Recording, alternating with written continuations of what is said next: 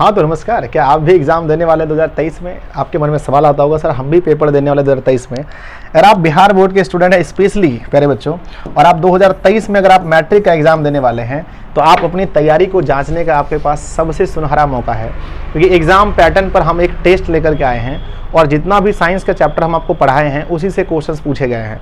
देखिए आपको अच्छे से पता है कि 48 क्वेश्चंस आपके एग्जाम में आएंगे। कितने आएंगे भाई साहब बताओ जल्दी से? 48 क्वेश्चन, 48 क्वेश्चन आएंगे, जिसमें से आपको 40 ऑब्जेक्टिव क्वेश्चन बनाने हैं। और मुझे पूरा भरोसा है कि मेरे प्यारे सही श्रेणियों आप सभी का बहुत बढ़िया पेपर जाएगा। तो क्या आप हमारा एक चैलेंज एक्सेप्ट करते हैं? तो जल्दी से मुझे कमेंट बॉक्स में बोल दीजिए येस और नो। आज हम आपके लिए एक चैलेंज वाला वीडियो लेकर के आए हैं। अगर आप इस वीडियो को कर लेते हैं, मुझे पूरा भरोसा है कि इस वीडियो से कम 5 क्वेश्चन आपके बोर्ड एग्जाम में भी पूछे जाएंगे। कम से कम 5 क्वेश्चन, ये मेरी गारंटी है। जब पेपर आएगा तो आप मिला के देख सकते हैं, 5 क्वेश्चन मिल जाएगा। ठीक है, आइए आपके पास चैलेंज प्यारे बच्चों कोई पहाड़ चढ़ने इतना नहीं है, बहुत ही अच्छा है। आप लोग बार बार कहते हैं सर जब आएगा समय तो हम कर दिखाएंगे। लो आ गया समय, टेस्ट पेपर मैंने ला दिया, अब करके दिखा दो। टेस्ट पेपर हमने आज लेकर के आ गया। आप लोग बार बार कहते हैं सर समय आने पर हम दिखाएंगे। आज आपके सामने समय है और आपको करके दिखाना है। आज 48 क्वेश्चंस में से कितने सही करते हो। चलो भाई, आज जो जो हमारे चैलेंज को एक्सेप्ट करते हैं, और नीचे कमेंट करना ना भूलना। सब लोग कमेंट करना कि आपने कितना सही किया। सब लोग ठीक है। आज का मोटिवेशन कोट्स पहले ध्यान से सुनिएगा। कहते हैं ए जिंदगी तू चाहे लाख नखरे दिखा, ए जिंदगी तू चाहे लाख नखरे दिखा, तो उससे मोहब्बत है तो है।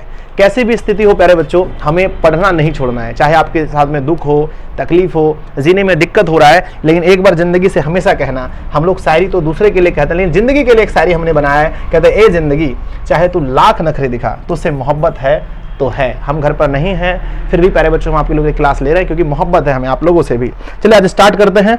आज का हो जाइए तैयार दिल थाम के प्यारे बच्चों, है ना, क्वेश्चंस को सही करने के लिए। 48 क्वेश्चन में आपको चैलेंज हमने किया है कि कम से कम आपको मेरे भाई 48 क्वेश्चंस में से 35 क्वेश्चन सही करने हैं। कितने करने हैं बताओ? 35। अगर आपने 35 क्वेश्चन सही कर दिया तो मैं समझूंगा आपकी तैयारी बहुत अच्छी है। और मैंने जितने क्वेश्चन पढ़ाए हैं सारे के सारे वही क्वेश्चन है, बाहरी कोई भी क्वेश्चन नहीं पूछा है। पहला क्वेश्चन ध्यान से देखिए, लिखा गया कि हीलियम कैसा तत्व है। मैंने पहले बच्चों हीलियम के बारे में आपको पढ़ाया था कि आक्रिय तत्व है ना, आक्रिय होता है, नोबेल होता है, ठीक है ना। हमने बताया था कि हीलियम क्या है, अक्रिय है। कैसा है? अक्रिय तत्व होता है। ऑप्शन नंबर ए सही है, हीलियम एक अक्रिय तत्व होता है। मैंने कई बार वीडियो में आपको बताया है ये चीज, ठीक है। चलिए पहला क्वेश्चन तो देखो कितने का पहला ही गलत हो गया क्या? अगला क्वेश्चन पहले बच्चों, जल में हाइड्रोजन क्या लिया? ध्यान से सुना कि जल में हाइड्रोजन, जल जो होता है बच्चों H2O, जल का फॉर्मूला क्या होता है? H2O। जल में हाइड्रोजन तथा ऑक्सीजन की परमाणु संख्या का अनुपात बताइए। तो हाइड्रोजन आप देखो 2 है और ऑक्सीजन 1 है। बच्चे 2 और 1 हमारा आंसर होगा। ऑप्शन नंबर ए सही है। सही हो आप लोगों का? यस। 2023 में पेपर देने वाले हैं, इस वीडियो को 2-3 बार देख लेना, काम हो जाएगा। अगला क्वेश्चन है बच्चों की प्रकृति में ऑक्सीजन का संतुलन कैसे बना रहता है? किस प्रक्रिया के द्वारा प्रकृति में ऑक्सीजन का संतुलन बना रहता है? पहले बच्चों सबको पता है आंसर क्या होगा? प्रकाश संश्लेषण।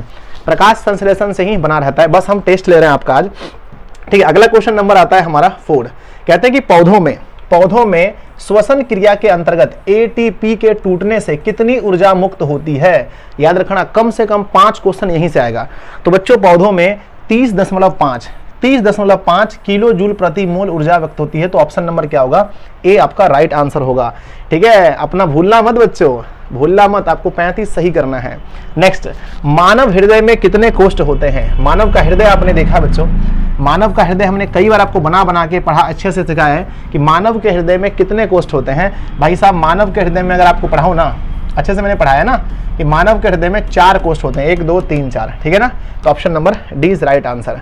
नेक्स्ट क्वेश्चन है बच्चों कि मानव हृदय का औसत प्रकुंचन दाब क्या होता है? औसत प्रकुंचन दाब मानव हृदय की अगर आप बात करोगे तो जल्दी से बताओ क्या होता है भाई साहब? मानव हृदय का औसत प्रकुंचन दाब 120 mmHg होता है। Option number A 120 mmHg। Next question number 7, पौधों में वाष्पोत्सर्जन, ध्यान दीजिए यहाँ पर वाष्पोत्सर्जन मिस्टेक हो गया है, वाष्पोत है ना, वाष्पोत्सर्जन आप ध्यान से देखना। पौधे में वाष्पोत्सर्जन किस भाग में होता है? यानी पौधे वाष्प को किस भाग से निकालते हैं? तो राइट आंसर बताइए क्या होगा? यस बिल्कुल आंसर होगा मेरे बच्चों, किससे निकालते हैं? पत्तियों से। ऑप्शन नंबर सी।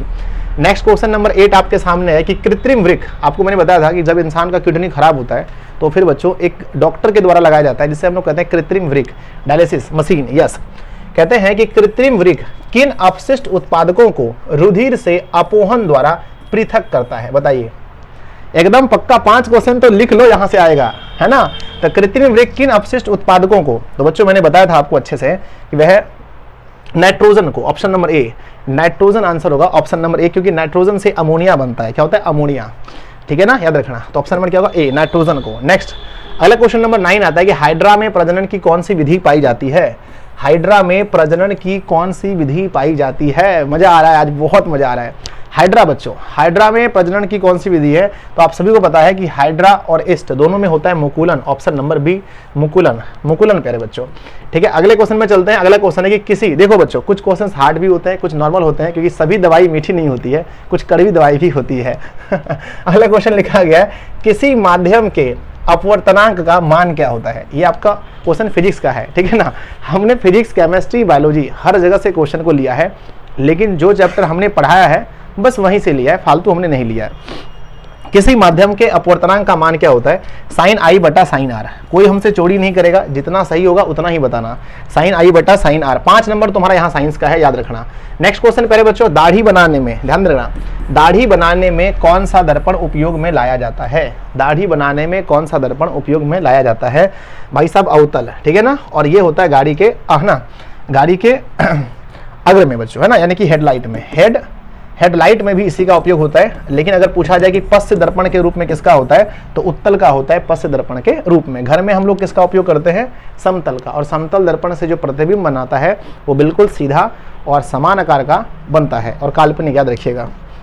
अगला क्वेश्चन नंबर 12 क्या आता है ध्यान से, स्पेक्ट्रम में किस रंग की किरणों का झुकाव सबसे अधिक होता है? किस रंग की किरणों का झुकाव सबसे अधिक होता है? तो बच्चों याद रखना, स्पेक्ट्रम में झुकाव सिर्फ तरंगदैर्घ्य लाल का अधिक होता है, बाकी सब कुछ बैगनी का होता है। तो ऑप्शन नंबर डी होगा बैगनी। चलिए, गलती हो रहा है ना, हाँ डरना मत। लेकिन बच्चों कि डेंगू उत्पन्न करने वाला मच्छर किस तरह के जल में रहता है? डेंगू उत्पन्न करने वाला मच्छर किस तरह के जल में रहता है? मैंने पढ़ा था मैला बच्चों मलेरिया, यानी कि डेंगू होता है साफ में, ऑप्शन नंबर ए साफ में, और गंदा में क्या होता है? मलेरिया फैलाने वाला मच्छर होता है बच्चों। हाँ, नेक्स्ट क्वेश्चन नंबर 14 आता है ध्यान से कि पायरुवेट, एकदम खतरनाक क्वेश्चन, हमने 2-4 क्वेश्चन दिया है जिससे आपका साहस भी टूटे। कहते हैं कि पायरुवेट के विखंडन से कार्बन डाइऑक्साइड, पायरुवेट के विखंडन से, जिसने बायोलॉजी की क्लास की होगी उसको पता होगा, पायरुवेट के विखंडन से कार्बन डाइऑक्साइड जल तथा ऊर्जा देता है। और यह क्रिया कहाँ होती है?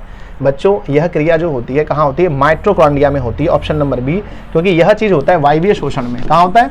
वायवीय शोषण में। और वायवीय शोषण 2 चरणों में होता है, जिसका अंतिम चरण पूरा कहाँ होता है? अंतिम चरण मेरे भाई माइटोकॉन्ड्रिया में पूरा होता है। इसका आंसर होगा option number B. Next question number आता है हमारे पास कि निम्न में से कौन सा पदार्थ लेंस बनाने के लिए प्रयुक्त नहीं किया जा सकता है? किस पदार्थ का उपयोग लेंस बनाने में नहीं किया जा सकता है? तो भाई साहब मिट्टी हमारा आंसर होगा, option number D. Next question हमारे पास है कि सामान्य दृष्टि से वयस्क के लिए सुस्पष्ट दर्शन की अल्पतम दूरी लगभग कितनी होती है? यानी एक जो हमारा सामान्य नेत्र है और हम लोग वयस्क मनुष्य हैं, इसके लिए अल्पतम दूरी यानी कि नजदीक तक हम कितना देख सकते हैं? ठीक है, तो राइट आंसर क्या है बच्चों? 25 सेंटीमीटर। गलती मत करना, option number C is right answer. Next question है बच्चों कि ओजोन के अणु में ऑक्सीजन के परमाणु की संख्या कितनी होती है? ओजोन के अणु में, सबसे बेस्ट क्वेश्चन है, बहुत बढ़िया आप लोग कर रहे हैं, फटाफट कमेंट करते चलिए, ठीक है ना। ओजोन के अणु में ऑक्सीजन के परमाणु की संख्या कितनी होती है? ओजोन का फार्मूला O3 होता है बच्चों। तो ऑक्सीजन कितने हो गए? 3, ऑप्शन नंबर सी। ओजोन हमें बचाता है, ओजोन परत किससे? तो हानिकारक पराबैंगनी किरणों से बचाता है। ओजोन परत बच्चों कहाँ पाया जाता है? तो वायुमंडल के ऊपरी सतह पर। और दूसरी बात है, यह 15 किलोमीटर से लेकर के 50 किलोमीटर की दूरी तक पाया जाता है। और इसमें प्यारे बच्चों ओजोन परत में कब से, अगर बोला जाए कि ओजोन परत का क्षय कब से हुआ है, तो 1980 के बाद बच्चों इसमें भारी गिरावट आई है। नेक्स्ट क्वेश्चन नंबर 18 क्या आता है कि मनुष्य में वृक्क एक तंत्र का भाग है जो संबंधित है। बताइए कि मनुष्य का किडनी किससे संबंधित है? तो सर सबको पता है कि वृक्क सर उत्सर्जन करता है, ऑप्शन नंबर क्या होगा? C is right answer. Next question हमारा कि 2 तंत्रिका, ऐसे प्यारे बच्चों ऐसे टेस्ट अगर आप है ना 5-10 टेस्ट लगा लोगे ना तो मन गदगद हो जाएगा। कहते हैं 2 तंत्रिका कोशिका कहाँ पाई जाती है? बताइए। तंत्रिका कोशिका हमारे मस्तिष्क में होता है। 2 तंत्रिका कोशिकाओं के मध्य खाली स्थान को क्या कहा जाता है? तो 2 तंत्रिका कोशिकाओं के मध्य जो खाली स्थान होते हैं हम उसे सिनेप्स दरार कहते हैं, option number B is right answer. Next है बच्चों की पराग कोश में होते हैं। पराग कोश में बताइए क्या पाए जाते हैं? बताओ। प्यारे बच्चों पराग कोश में क्या पाए जाते हैं? तो पराग कोश में पराग कण होते हैं, ऑप्शन नंबर डी होगा, पराग कण पाए जाते हैं, अच्छे से पता है। नेक्स्ट है बच्चों, हाँ ये क्वेश्चन है सबसे ज्यादा इस क्वेश्चन में बच्चे कंफ्यूजन करते हैं। क्वेश्चन है कि विकासीय दृष्टिकोण से हमारी किससे अधिक समानता है? तो प्यारे बच्चों हमारी सबसे अधिक समानता है चिंपैंजी से। हमने बताया था आपको 2500 जीन पर रिसर्च हुआ था, 25,000 जीन पर, 25,000 जीन पर रिसर्च हुआ, जिसमें है ना 99% जीन बच्चों वही मिले चिंपैंजी में और वही मिले मनुष्य में, दोनों सेम में। इसलिए हमारे सबसे करीबी कौन है? तो बच्चों आंसर होगा हमारा चिंपैंजी। गलती से लोग चीन के विद्यार्थी मारते, नहीं मारना, ऑप्शन क्या होगा? चिंपैंजी। और मैं दूसरी बात आपको ये कहना चाहता हूँ कि आप सभी लोग इस वीडियो को लाइक कीजिए, अगर आपने अभी तक लाइक नहीं किया है तो। अगर आपने लाइक नहीं किया है तो हर कोई इस वीडियो को लाइक कीजिए और अपने दोस्तों को बुला लीजिए, उसे कहो जी आगे टेस्ट लगा ले, अपनी कितनी तैयारी है ये पता चल जाएगा। ठीक है, नेक्स्ट अगला क्वेश्चन नंबर 22 क्या आता है? ध्यान से कहते हैं कि मुकुलन द्वारा अलैंगिक जनन होता है। मुकुलन द्वारा बच्चों दो चीजों में होता है, बोलो कौन में? एक होता है ईस्ट में, एक होता है हाइड्रा में। यहाँ ऑप्शन में ईस्ट दिया गया है। नेक्स्ट क्वेश्चन नंबर 23 देखिए, प्रकाश संश्लेषण क्रिया में ऑक्सीजन बाहर निकलता है। बहुत इंपॉर्टेंट क्वेश्चन है, मोस्ट वीवीआई क्वेश्चन बच्चों, कि ऑक्सीजन कहां से निकलता है? प्रकाश संश्लेषण की क्रिया में ऑक्सीजन कहां से निकलता है? बिल्कुल, तो ऑक्सीजन निकलता है जल से। कहां से निकलता है? जल से, याद रखना, ऑप्शन नंबर ए याद रखिएगा। ठीक है, अगला क्वेश्चन नंबर 24 क्या आता है कि मैग्नीशियम पाया जाता है। ये भी क्वेश्चन बहुत इंपॉर्टेंट है कि मैग्नीशियम Mg, मैग्नीशियम पाया जाता है कहाँ, बताइए। ठीक है, याद होगा आप सभी को, हमने बताया था कि पौधों का जो रंग हरा होता है वो क्लोरोफिल के कारण होता है। पौधों का रंग हरा क्यों होता है? क्लोरोफिल के कारण। और क्लोरोफिल में एक धातु पाई जाती है जिसका नाम है मैग्नीशियम। मैग्नीशियम बच्चों, तो ऑप्शन नंबर क्या होगा? ए। और आपसे पूछा जाए कि आयरन कहाँ पाया जाता है? लोहा। लोहा कहाँ पाया जाता है? तो लोहा बच्चों हमारे रक्त में होता है। कहाँ होता है? रक्त में, याद रखिएगा। अगला क्वेश्चन देखो, आधा टेस्ट खत्म हो गया। 24 नंबर जैसे ही आपका पूरा हुआ, आधा टेस्ट खत्म हो गया। और आप लोग अपने दिल से कहना कैसा हो रहा है टेस्ट, बढ़िया चल रहा है ना? यस, सब लोग लाइक वगैरह करते रहिएगा। अगला क्वेश्चन ध्यान से देखिए, कहते हैं कि इंसुलिन की कमी से कौन सा रोग होता है? बच्चों इंसुलिन की कमी से क्या होता है? इंसुलिन सबसे पहले निकलता कहाँ से? अग्न्याशय से निकलता है, याद रखिएगा। इसकी कमी से होता है रोग कौन सा? तो बच्चों याद होगा आपको, क्या होता है? मधुमेह रोग होता है, ऑप्शन नंबर बी। अच्छा, बी को यहाँ होना चाहिए, यहाँ आ गया है। ठीक है ना, ये हमने पढ़ाया था। घेंगा रोग होता है आयोडीन की कमी से। आयोडीन कहाँ से निकलता है? आयोडीन बच्चों हमारे थायराइड ग्रंथि से निकलता है। हाँ, बौनापन होता है बच्चों किसी कमी से? तो है ना, वृद्धि हार्मोन की कमी से। वृद्धि हार्मोन की कमी से बौनापन हो जाता है। अगला क्वेश्चन नंबर 25-26 में चलते हैं कि दृश्य प्रकाश में ये क्वेश्चन फिजिक्स का है, किस वर्ण यानी किस रंग का तरंग दैर्ध्य सबसे अधिक होता है? किस रंग का तरंग दैर्ध्य सबसे अधिक होता है? बच्चे को पता है कि गुरुजी मेरे लाल का तरंग दैर्ध्य सबसे अधिक होता है। अगला क्वेश्चन है बच्चों की विद्युत शक्ति का, माफ कीजिएगा ये क्वेश्चन यहाँ नहीं होना था, सॉरी बच्चों, ये क्वेश्चन यहाँ नहीं होना था लेकिन आ गया, तो आप लोग 9th क्लास में पढ़े होंगे, कर दीजिए। ये क्वेश्चन यहाँ नहीं होना था, सॉरी बच्चों। क्वेश्चन लिखा है कि विद्युत शक्ति का एसआई मात्रक क्या है? विद्युत शक्ति का एसआई मात्रक क्या है? आप सभी को पता है बच्चों कि वाट जो होता है ना, शक्ति का मात्रक होता है, और जूल जो होता है ना, ऊर्जा का एसआई मात्रक होता है, और कुलाम्ब जो होता है ना, आवेश का एसआई मात्रक होता है, और वोल्ट जो होता है ना, विभव या विभवांतर का एसआई मात्रक होता है। जब हम आपको फिजिक्स पढ़ाएंगे तब हम आपको अच्छे से सिखाएंगे, अभी तो हमने फिजिक्स पूरा पढ़ाया ही नहीं है, बस 3 चैप्टर पढ़ाया है बच्चों। ठीक है, चलो नेक्स्ट 28 नंबर क्वेश्चन है कि ग्लोबल वार्मिंग के लिए उत्तरदायी कौन सा? ये क्वेश्चन छाप लीजिए, लिख लीजिए, अभी 2023 में पक्का ये क्वेश्चन आएगा कि ग्लोबल वार्मिंग के लिए कौन सी गैस उत्तरदायी है। बच्चों ग्लोबल वार्मिंग के लिए होता है CO2, carbon dioxide, option number C. Global warming का मतलब टेम्परेचर बढ़ जाना। अगला क्वेश्चन है बच्चों, किसी विलियन, माफ कीजिएगा ये क्वेश्चन भी नहीं लेना था, ये क्वेश्चन क्यों लिया? केमिस्ट्री क्वेश्चन है ना। क्या लिखा है कि किसी विलियन, लिटमस विलियन बैंगनी रंजक होता है जो निम्न में से किसका, है ना, जो निम्न में से किससे निकाला जाता है? निम्न में से किससे निकाला जाता है बच्चों? सॉरी ये क्वेश्चन हमने आपको नहीं पढ़ाया, फिर भी इसका आंसर अगर आप लोग करना चाहते कर दीजिए। लाइकेन होगा, क्या होगा? लाइकेन। लाइकेन से निकलता है। कहां से निकलता है? लाइकेन से। चलो अगला क्वेश्चन नंबर 30 आता है कि द्विखंडन किसमें होता है? बताइए। द्विखंडन किसमें होता है? ये क्वेश्चन बहुत इंपॉर्टेंट है, बहुत इंपॉर्टेंट। द्विखंडन होता है, ऑप्शन आपके सामने दिया गया है। तो बच्चों द्विखंडन देखो, ऑप्शन है अमीबा में, पैरामीशियम में, लिस्मानिया में। ठीक है ना। तो अमीबा, पैरामीशियम, लेशमानिया सब में हो सकता है, तो ऑप्शन नंबर डी होगा, सभी में द्विखंडन होते हैं। Option number D is right answer of this question. ठीक है, नेक्स्ट अगले क्वेश्चन में चलते हैं कि फूल में नर प्रजनन अंग कौन सा होता है। हमने आपको बताया कि फूल में क्या क्या होता है। सबसे पहले नीचे वृंत होता है, उसके बाद यहाँ पर पुष्पासन होता है, बाह्य दलपुंज होता है, फिर दलपुंज होता है, ठीक है ना। इसमें फिर इस तरह से होते हैं बच्चों, नर भाग यहाँ बीच में होता है, मादा भाग। क्वेश्चन है कि फूल का नर भाग कौन सा है, तो नर भाग बच्चों पुंकेसर होता है। ऑप्शन नंबर ए सही है। अगले क्वेश्चन पे चलते हैं। नेक्स्ट क्वेश्चन बच्चों, अंडाणु निषेचित होते हैं। ये क्वेश्चन पक्का है, 2023 में फिक्स है कि अंडाणु निषेचित होते हैं। बताइए, अंडाणु निषेचित होते हैं कहाँ होते हैं, तो बच्चों फलोपियन नालिका में। Option number C. Next question है हमारे पास कि जो नेत्र निकट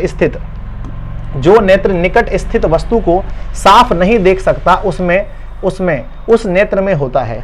जो निकट स्थित वस्तु को साफ नहीं देखता है, तो आप सोचिए, जो निकट साफ नहीं देखेगा वह दूर साफ देखेगा, और जो चीजें हमें साफ दिखती है बच्चों, दोष उसी में होता है। दूर साफ दिखता है, इसका मतलब दूर दृष्टि दोष है। ऑप्शन नंबर कहां पर है, ए में दिया गया, दूर दृष्टि दोष। अगला क्वेश्चन ध्यान से देखिएगा, कहते हैं कि निम्नलिखित में, है ना, निम्नलिखित में किसे आप उपभोक्ता की श्रेणी में रखेंगे। इधर ही पढ़ाएं आप लोगों को, बताइए किसे आप उपभोक्ता बोलेंगे। उपभोक्ता हम उसको बोलते हैं जो उत्पादक को खाता हो, या फिर किसी चीज को खाता हो, उसे हम बोलते हैं उपभोक्ता। हरे पौधे बच्चों उत्पादक होते हैं, आप सबको पता है। नील हरित शैवाल भी उत्पादक होते हैं। जंगली जानवर क्या होते हैं, जंगली जानवर ये होते हैं बच्चों, क्या ये होते हैं उपभोक्ता। अगले क्वेश्चन में चलते हैं। क्वेश्चन है बच्चों, कवक में पोषण की कौन सी विधि पाई जाती है। बायोलॉजी का जब मैंने पहला चैप्टर पढ़ाया था, वहीं आपको सिखाया था कवक में पोषण की कौन सी विधि है। तो कवक में जो पोषण की विधि है वह होती है बच्चों मृतजीवी, ये मरी हुई चीजों को खाता है। और अगर अमीबा पूछा जाए, अमीबा प्यारे बच्चों, तो अमीबा और पैरामीशियम में होता है समभोजी। क्या होता है, समभोजी होता है। चलिए नेक्स्ट 36 नंबर क्वेश्चन है बच्चों, मानव में डायलिसिस थैली है। मानव में डायलिसिस थैली कौन सा है, तो प्यारे बच्चों हमारा जो नेफ्रॉन होता है, न्यूरॉन मत भूलना, न्यूरॉन सेल होता है मस्तिष्क में, ये होता है हमारे मस्तिष्क में। और यहाँ पर जो आप देख रहे हैं मानव में डायलिसिस थैली कौन सा होता है, तो न्यूरॉन होता है। ऑप्शन नंबर बी, सॉरी माफ कीजिएगा, न्यूरॉन जो होता है ना, ये हमारे मस्तिष्क में होता है, मस्तिष्क में। लेकिन डायलिसिस थैली कौन सा है, नेफ्रॉन। तो नेफ्रॉन होता है डायलिसिस थैली, और यही प्यारे बच्चों हमारे वृक्क की रचनात्मक और क्रियात्मक इकाई होता है। ठीक है ना, याद रहेगा, यस। चलिए अगला, माइटोकॉन्ड्रिया के बारे में आप सब लोग जानते हैं, इसे हम कोशिका का पावर हाउस कहते हैं, कोशिका का पावर हाउस कहते हैं। अगला क्वेश्चन आपके सामने है कि पुष्पी पौधों में लैंगिक जनन किसके द्वारा होता है।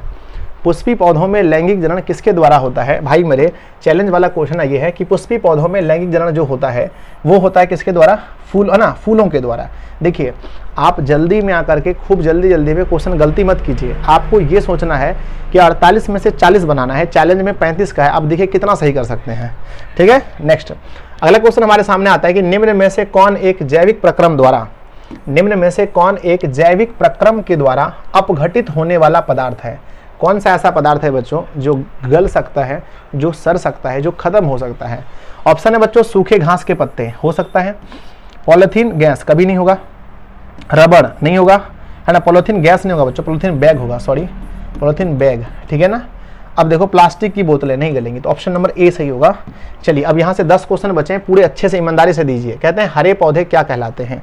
ये क्वेश्चन बहुत इंपॉर्टेंट है, 2011 से लेकर 22 तक में ये क्वेश्चन कम से कम 5 बार पूछा गया है कि हरे पौधे क्या कहलाते हैं। तो प्यारे बच्चों हरे पौधे ही तो हैं जो कि उत्पादक कहलाते हैं। अगला क्वेश्चन नंबर 40 ध्यान से देखिए, कहते हैं कि कीटों के पंख और चमगादड़ के पंख, ध्यान देना बहुत कंफ्यूजन होते हैं बच्चों, कीटों के पंख और चमगादड़ के पंख किस तरह के अंग हैं। तो देखिए कीट के जो पंख होते हैं उसमें 4 होते हैं। कितने होते हैं, 4 होते हैं। कीट के पंख में 4 होते हैं, और चमगादड़ आप देखेंगे तो 2 होते हैं। दोनों की बनावट अलग अलग, जब बनावट अलग अलग है लेकिन काम एक ही है, उड़ना। जब बनावट अलग हो और काम एक हो तो हम इसे कहते हैं बच्चों, हम इसे कहते हैं असमजात। क्या बोलते हैं, असमजात।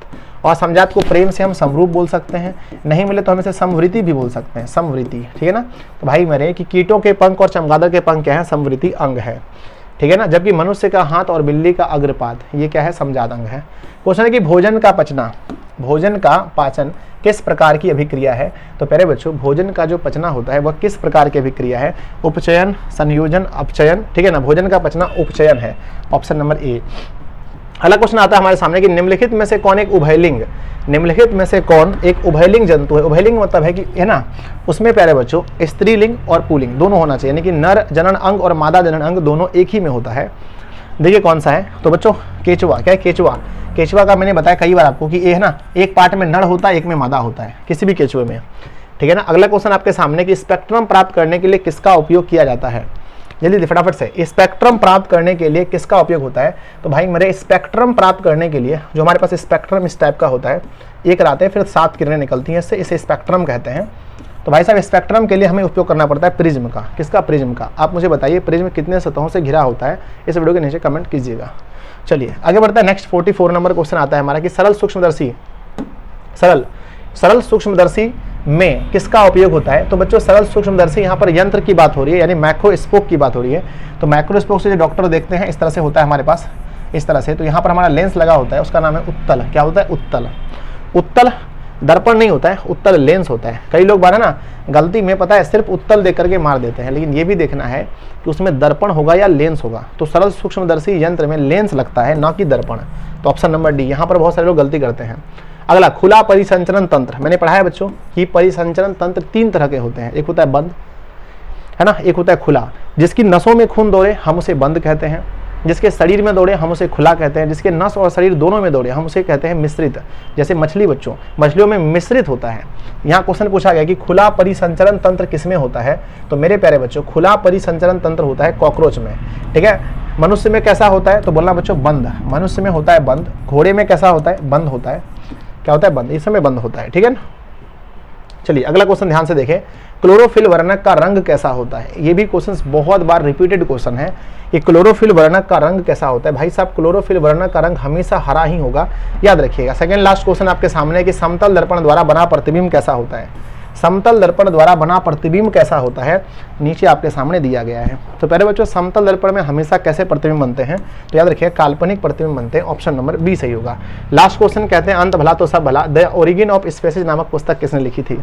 बायोलॉजी का चैप्टर नंबर 7। क्वेश्चंस बहुत अच्छे हैं कि द ओरिजिन ऑफ स्पीसीज, है ना, द ओरिजिन ऑफ स्पीसीज नामक पुस्तक किसने लिखा है। तो पहले बच्चों मैंने आपको पढ़ाया था 2 पुस्तक, एक था फिलोसफिका एंड जूलॉजी का, एक था द ओरिजिन ऑफ स्पीसीज। यह पुस्तक बच्चों डार्विन ने लिखा है। Option number A. डार्विन ने एक सिद्धांत दिया है जिसका नाम डार्विनवाद है। डार्विनवाद एक सिद्धांत है, याद रखिएगा। ये भी बहुत इंपॉर्टेंट क्वेश्चन है, ठीक है। तो अब मुझे आप लोग बताइए कि आप लोगों का चैलेंज कैसा रहा और 48 में से आपने कितना सही किया, क्योंकि इसमें बच्चों केमिस्ट्री के क्वेश्चंस बहुत कम थे, क्योंकि मैंने आपको नहीं पढ़ाए हैं। लेकिन मैंने जहाँ तक पढ़ाया वहाँ तक में मैंने 48 क्वेश्चन आपको दिया और आप लोगों ने टेस्ट है ना दे करके देखा। मुझे उम्मीद है अच्छा आया होगा। तो 2-3 काम करना है आप सभी को। इस वीडियो को सबसे पहले जो भी लोग देख रहे हैं, चाहे लाइव देख रहे हैं, रिकॉर्डेड जो भी देख रहे हैं, सब लोग इसको लाइक करेंगे। पहली बात, चैनल पर पहली बार है तो भाई साहब मैं ईमानदारी से कहता हूँ ये चैनल आपके लिए, अगर बिहार बोर्ड 2023 में आप एग्जाम देने वाले हैं तो यह चैनल आपके लिए अमृत के समान है, अमृत बोल सकते हो इसे। तो आप इसे सब्सक्राइब कर लीजिए लाल बटन को दबाकर। तीसरा प्यारे बच्चों, आप इसे अपने दोस्तों में जरूर शेयर कीजिए। जो भी आपके फ्रेंड्स हैं उसको बताइए कि ऐसा कहीं पर हो रहा है, वो भी देखें, वो भी देखो। कोई भी दोस्त आगे बढ़ेगा, इससे आपको जलना नहीं चाहिए, वो अच्छी बात है, आप शेयर कर दो, ठीक है। तीसरी बात यह है कि आप इसका नोट्स कहाँ से ले सकते हैं, इसका नोट्स, इसका आंसर कहाँ से ले सकते हैं। इसका आंसर के लिए आपको अलग से पेमेंट नहीं करना पड़ता है। जो लोग हमारे पेड व्हाट्सएप ग्रुप में जुड़े हैं वो सबको मिल जाएगा फ्री में। और जो लोग नहीं जुड़े हैं प्यारे बच्चों, उसके लिए देखिए जुड़ने के लिए अवसर है 7700 ध्यान दीजिएगा। कहते हैं कि उसके लिए नंबर है हमारा 7700879453। इस नंबर पर आप व्हाट्सएप पर लिखिए कि सर हमें आपके पेड क्लास में जुड़ना है, या फिर आप हमें कॉल करके बताएं, आपको जोड़ दिया जाएगा। इसके लिए फीस है बच्चों पूरे साल का 251 रुपये, है ना, फीस है। ऑल सब्जेक्ट का आपको नोट्स मिलेगा, ऑल सब्जेक्ट का नोट्स मिलेगा।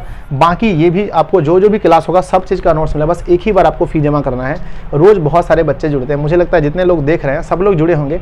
कुछ लोग ऐसे नहीं जुड़े हैं तो आप लोग जुड़ जाइए, ठीक है ना, आप लोग को भी मिल जाएगा। और बाकी आप लोग कमेंट कीजिए क्या मुझे ऐसी वीडियो और लानी चाहिए, क्या ऐसी वीडियो प्यारे बच्चों आप लोगों के लिए और लानी चाहिए। अगर हाँ तो आप मुझे कमेंट कीजिए, तो फिर हम सोचेंगे, ठीक है। लवी बच्चों मिलते हैं नेक्स्ट क्लास में। जय हिंद, बाय बाय सभी को।